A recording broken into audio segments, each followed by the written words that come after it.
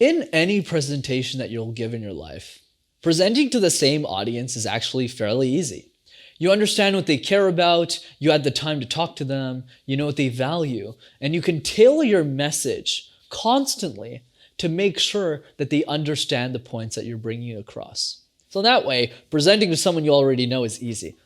But what if you're presenting to an audience you've never met? An audience that doesn't know you? It's an emergency situation. You have to cover for somebody else in an hour. How do you handle those types of situations?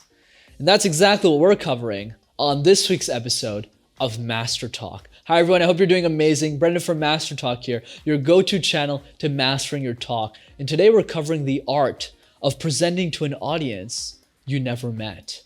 So let's get into it. Number 1, build personas from people that you trust. If you only have a day to prepare and you have no time to interview your audience, talk to people who know them. Talk to people who understand the audience and can fill the gaps in for you. So for instance, if I'm giving a presentation like 30 minutes and I've never met them, I ask the organizer, hey, what audience am I presenting to? What are their needs and desires? And from that, I create a persona. So I don't just say, oh, I'm speaking to builders. No, I'm speaking to Bob. Bob is 26 years old and Bob is worried. He's worried because he's having trouble presenting his project to the people in his team. He feels embarrassed. He feels sad. He feels discouraged. I really get into the heads of the people that are listening to me, even if I never met them. This also applies to when I present to teenagers, whether they're girls or boys. A lot of the times I don't have the opportunity to talk to them beforehand. So what I do instead, I talk to the organizer and I say, what do they care about? And I quickly come to the realization that the teenagers don't really care about public speaking, but rather an incentive for them to feel more confident in whatever they do, whether it's presentations or really real life. So I'm able to tailor my presentation, make it more funny, make it more interesting, and add more jokes to it in a situation where I would never do that if I was presenting to a group of senior level executives. So in that way, I want to challenge you to create personas of the people that you think you're going to present to, so you can have the best educated guess on how to tailor your message to them. Number 2, talk to other presenters who have given something similar in that type of demographic. I know this seems obvious, but if you know a speaker, if you know somebody who's already presented to teenagers, whether it's through YouTube or just in person, quiz them, ask them questions and say, hey, I have this presentation in 2 days and I don't have the time to talk to my audience. I can't really communicate with them. So what has your experience been talking to 25-year-olds? What has your experience been talking to 15-year-olds? In that way, you're able to learn a lot from their presentation and their presentation style that you can adapt what they're doing to fit your needs and desires. So for instance, if you're funny, you're someone who likes to tell a lot of jokes, but you're usually used to presenting very serious presentations. When you're presenting to teenagers, you'll realize that, hey, I can give a lot more jokes here. I can be a lot more funnier. I can be a lot more quirky. And it's not to say that if you're not funny, you should tell jokes, but rather understand and use other speakers as a benchmark to say, if speaker A presented in that way, maybe I can use that for my presentations. And by the way, that's exactly how I prepare. Whenever I give a presentation, I just watch what my competitors do.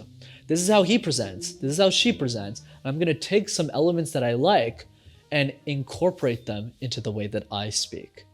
And finally, number 3, study your audience and observe them the day of. Usually what I do before a really important presentation, or when I'm presenting to a demographic I'm not used to, like teenagers or young kids, I actually spend some time to get there early. I get there 30 to 45 minutes before my presentation and actually just start chit-chatting with people in the audience. So let's say I'm speaking to someone who just came in and I said, hey, how's it going? My name is Brendan. And I don't really tell them I'm the speaker. I just said, hey, what's up? Tell me about you. And then they start to tell me about their lives slowly. And I'm just listening.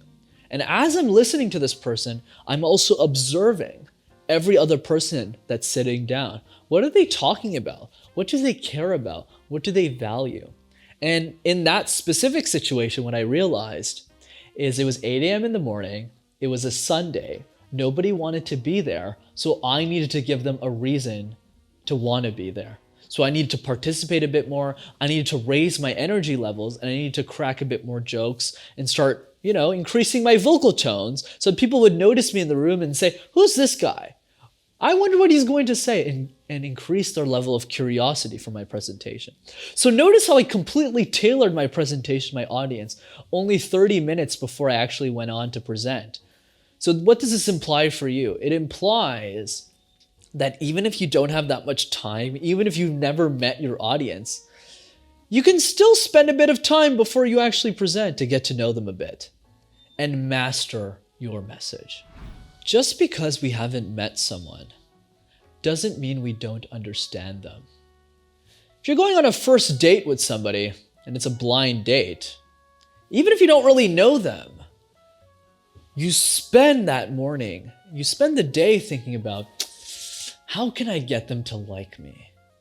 Presentations work in the same way. Just because we don't know our audience, just because we haven't presented to them, doesn't mean we can't put in a little extra effort to understand them. And if you can understand people you don't know, imagine what you can do with the people you do know. And I'll let you think over that one. As always, if you enjoyed this week's episode of Master Talk, be sure to smash that like button and subscribe to the YouTube channel to see more videos like this.